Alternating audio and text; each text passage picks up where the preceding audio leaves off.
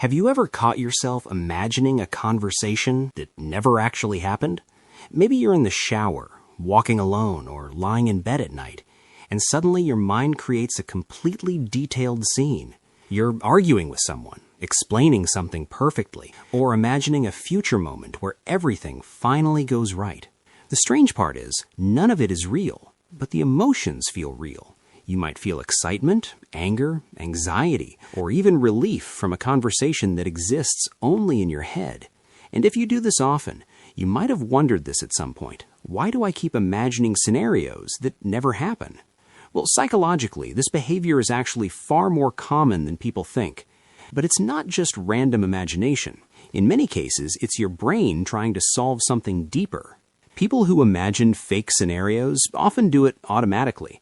You're walking somewhere and suddenly you're imagining explaining something to someone. Or maybe you replay a situation from earlier in the day, except this time in your imagination you say the perfect thing, the perfect response, the perfect comeback. Sometimes you imagine success, recognition, future achievements. Other times it's the opposite. Your mind creates worst-case scenarios about things that haven't even happened yet. You imagine things going wrong, people misunderstanding you, arguments that might never actually occur. And the strange thing is, your brain treats these imaginary situations almost like real experiences. Your heart rate changes, your emotions react, your body responds. Psychologists sometimes refer to this as mental simulation. Your brain constantly runs simulations of possible situations. It's actually one of the reasons humans are so good at planning. Before you do something in real life, your brain quietly runs different possibilities in the background. In a way, your imagination acts like a rehearsal space. Athletes do this intentionally. They visualize their performance before a competition. Public speakers imagine their speech before stepping on stage. But for many people, the simulation system becomes active even when it's not necessary. And that's where those imaginary scenarios start appearing throughout the day. But there's another layer most people don't notice. Because people who frequently imagine fake scenarios usually aren't doing it just for entertainment. Their mind is trying to resolve something emotionally. Sometimes it's unfinished conversations, sometimes it's anxiety about the future, and sometimes it's a quiet desire for control.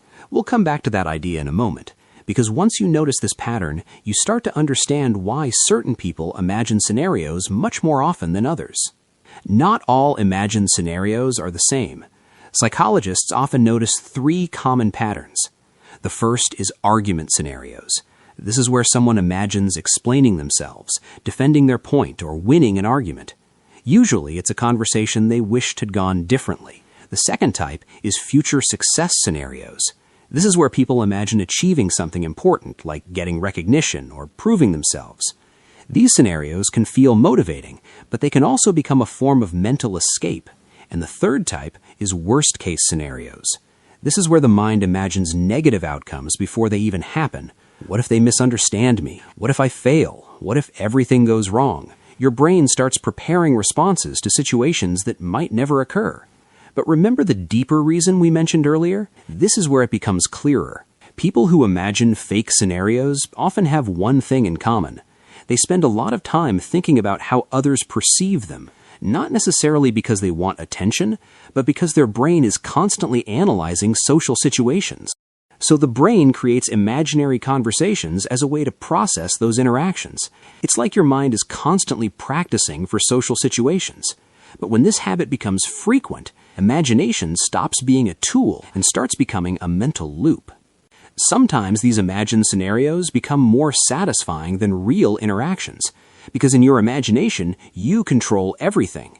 You say the perfect thing, people respond the way you want, the situation unfolds exactly as expected.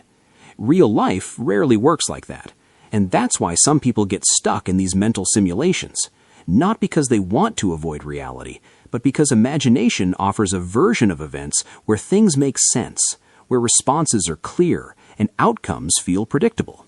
But here's the interesting psychological shift. Imagination itself isn't the problem. In fact, imagination is one of the brain's most powerful tools. It helps humans plan, create, solve problems, and prepare for challenges. The issue only appears when imagination replaces action. because real growth happens in reality, not in simulations.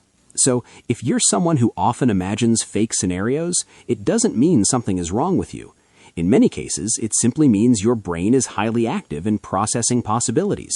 You're mentally rehearsing, analyzing, trying to understand the world around you. The key is recognizing when imagination is helping you prepare and when it's quietly turning into a place to hide.